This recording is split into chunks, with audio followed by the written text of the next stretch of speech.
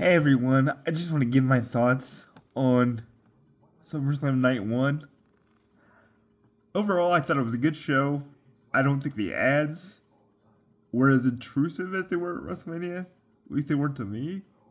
Um, and I think we got a lot of good action, a lot of good story coming out of tonight that I really enjoyed.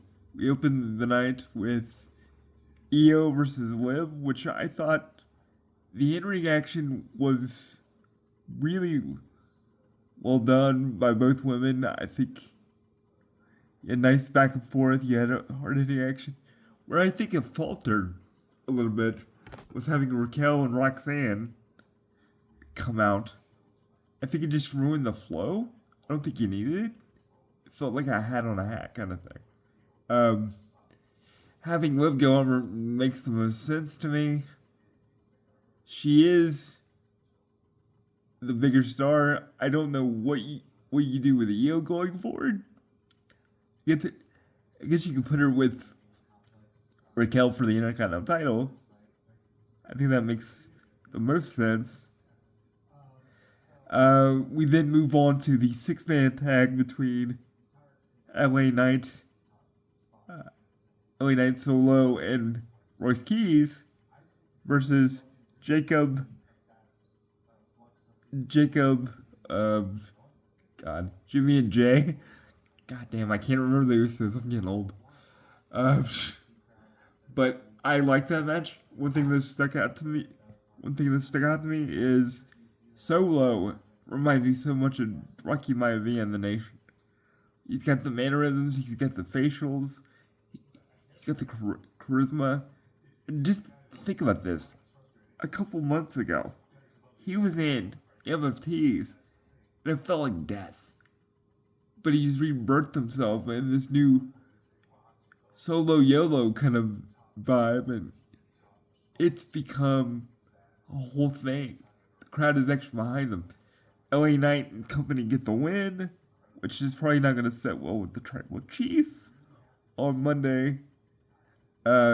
We then go to the excellent Nick Aldis Gunther thing, Gunther match, and I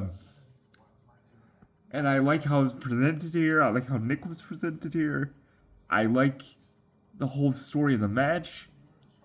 It's classic, but it works, and I love what they did here.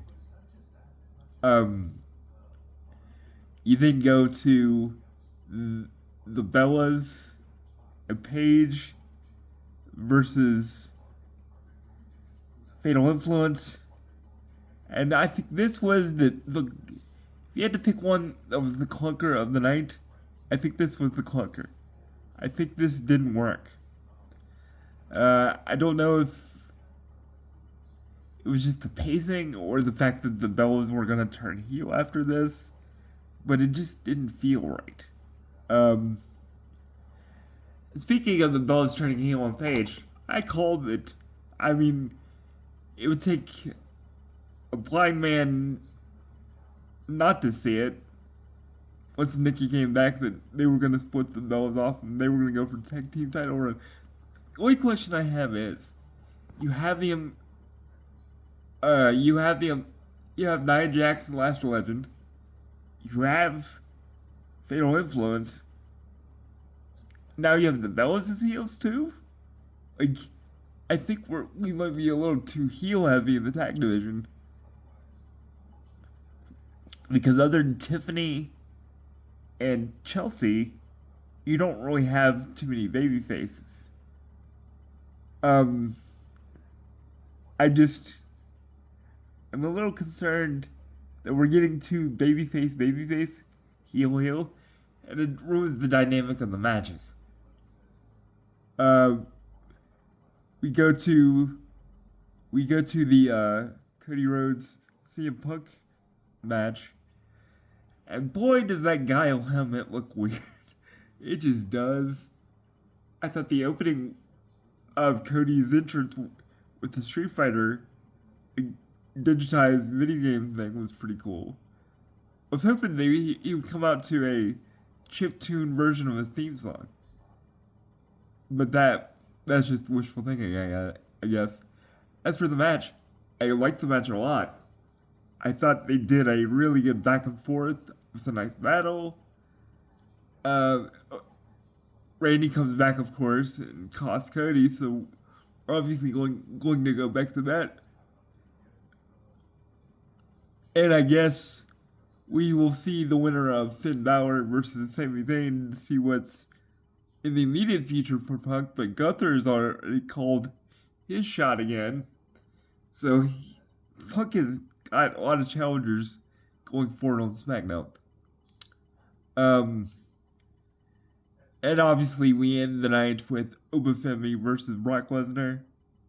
Really, this was the most video game match you could possibly have, meaning they were just spamming finishers and going crazy. Who thought they would pull out the mat and use the boards stuff? Shout out to Bully Ray, I guess. And it was just one of those matches. And to see Brock actually pass the torch to Oba was a great visual, saying he is the future, that Brock is the past, was a nice visual passing of the torch to the next generation. The question is, what is next for Obafemi? Because I don't think you could put him in the title picture right now. So what do you do with him after this? Is the question. Because you got him hot. You got him real hot. But you may not want to pull the trigger until WrestleMania. So what do you do here? Because once you have him beat Brock Lesnar, what is left? Sorry. What is left here? That's my one question. What do you do with Oba? What's next? And I guess we'll find out very soon. But overall, yeah, I thought night one was pretty good. Like I said, I thought the Bellas Page versus Fatal Influence was the weaker of the two, just for the reasoning and the overall layout of the match. But all in all, I thought the night was pretty good.